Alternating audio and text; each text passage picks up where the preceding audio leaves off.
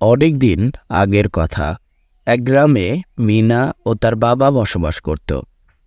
মিনার বাবা একজন মুদি ব্যবসায়ী, কিন্তু বেশ কিছুদিন যাবৎ তিনি অসুস্থ থাকায় এখন অধিকাংশ সময়ই মিনা দোকানে বসে, মাঝে মধ্যে তার বাবা বসে। আর এভাবেই কাটছিল তাদের সুখের সংসার। কিন্তু একদিন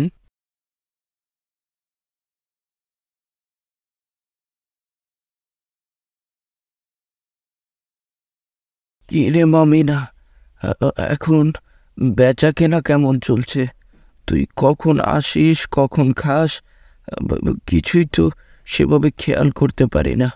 আমি হয়েছি এক হতভাগা, যে কিনা তার যুবক মেয়েকে দিয়ে কাজ করায় আর ঘরে সে ঘুমায়। এগুলো তুমি কি বলছো বাবা? আমি তো কখনো তোমাকে এ ধরনের কথা বলিনি। আর তুমি তো ইচ্ছা করে ঘুমাও না। তোমার শরীর অসুস্থ, তুমি তাই ঘুমাও। আর পৃথিবীর কোনো বাবাই কি চায় তার মেয়েকে দিয়ে কাজ করাতে? কিন্তু সবাই তো পরিস্থিতির শিকার বাবা। আর সত্যি বলতে এই কাজ করতে আমার কোনো অসুবিধা হচ্ছে না। ব্যবসা সামলাতে এখন আমি পারবো। আর সত্যি বলতে একটু বেচা কেনা কম, বুঝতে পারছি না কি করব। হ্যাঁ হ্যাঁ রে মা, এই বছর একটু বেচা কেনা কমই হবে। মানুষ আবাদ বসত করেছে, কিন্তু তেমন ফলন হয়নি বুঝলি। কিছুদিন আগেও করিম কাকা এসেছিল। তিনি ধারে চাউল চাইলেন, কিন্তু কি করব, আমারও তো সে পরিস্থিতি নেই যে তাকে ধারে চাউল দেব। আসলে তার পরিবারের অবস্থা খুবই খারাপ। দয়া লাগলো, কিন্তু আসলে কিছু করতে পারলাম না। তাকে যদি বাকিতে চাউল দিই তাহলে আমাদের না খেয়ে মরতে হবে রে মা।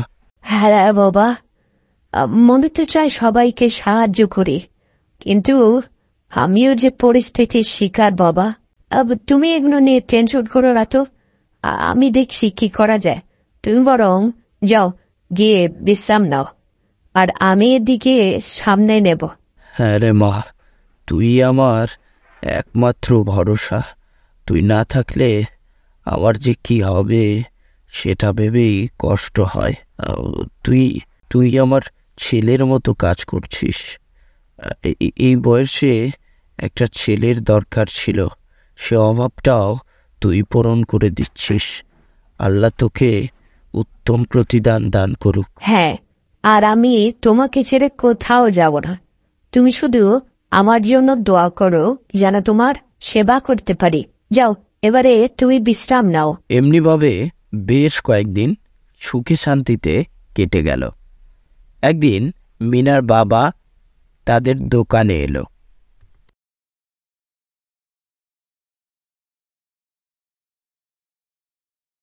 কি রে মা, এখন কি অবস্থা? ব্যবসা বাণিজ্য কেমন চলছে? হ্যাঁ বাবা, এখন আগের থেকে অনেকটাই বেচা কেনা বেড়েছে। তা বলো, তুমি হঠাৎ এই সময় দোকানে এলে কি কারণে? আর বলিস না, ঘরে একা একা থাকতে ভালো লাগছিল না। আর ঘরে তো চাউলও নেই। তাই ভাবলাম তুই জানিস কিনা, তোকে একটু দেখে আর জানিয়ে আসি। ও আচ্ছা, এই ব্যাপার। আমি সব জানি বাবা। সকালবেলা আমি দেখেই এসেছি। তুমি চিন্তা করো না, আমি সন্ধ্যাবেলা বাড়ি ফেরার পথে চাউল নিয়ে যাব। না রে মা, তুই বরং এক কাজ কর, এখনই চাউল নিয়ে বাসায় গিয়ে রান্না কর। আমি বরং দোকান বন্ধ করে সন্ধ্যার দিকে বাড়িতে আসছি। কিন্তু তুমি তো অসুস্থ বাবা, তুমি কি এই শরীর নিয়ে পারবে? হ্যাঁ রে মা, এগুলো নিয়ে তুই টেনশন করিস না। আমি ঠিকই দেখি সন্ধ্যার দিকে বাড়িতে চলে আসবো। এখন তুই যা। ওই দিন সন্ধ্যাবেলা মিনার বাবা দোকান বন্ধ করে বাড়ির দিকে রওনা হয়ে গেল।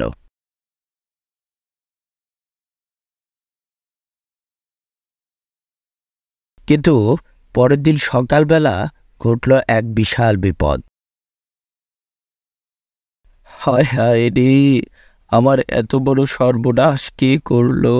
হায় হায় হায় হায়, এখন আমি সংসার পরিজন নিয়ে চলবো কিভাবে?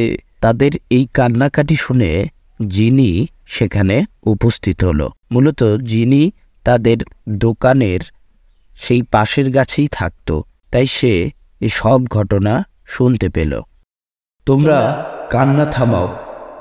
তোমাদের দোকানের জিনিসপত্র কোথায় কিভাবে গেছে আমি জানি, এবং আমি অঙ্গীকার করছি আমি তা ফেরতও দিয়ে দেব।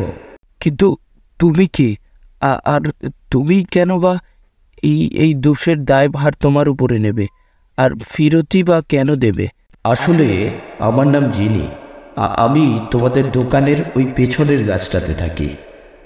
আসলে আমার ছোট ভাই মিনি এই কাজটা করেছে।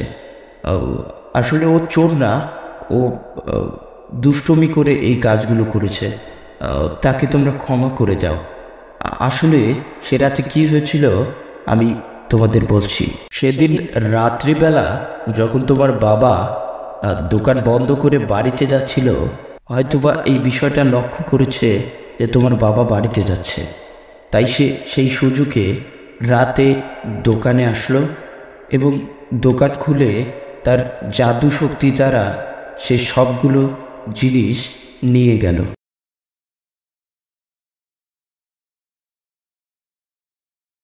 আসলে তার কোনো জিনিসের অভাব নেই, সে দুষ্টুমির বশেই এই কর্মকাণ্ডগুলো করে থাকে। আর তাকে তোমরা ক্ষমা করে দাও, আমি তোমাদের সব কিছু ফিরিয়ে দিচ্ছি। এরপর মিনাদের চুরি হয়ে যাওয়া সকল কিছুই জিনি ফিরিয়ে দিল। তার সাথে সাথে সে তাদের বন্ধু হয়ে গেল। এরপর তারা আবারও সুখে শান্তিতে বসবাস করতে লাগলো।